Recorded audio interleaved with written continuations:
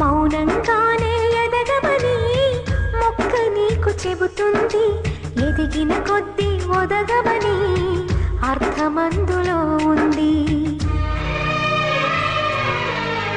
అపజయాలు కలిగిన చోటే గెలుపు పిలుపు వినిపిస్తుంది.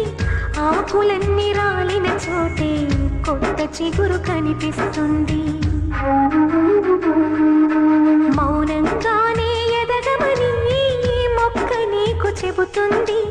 ఎదిగిన కొద్దీ ఒదగమని అర్థమందులో ఉంది.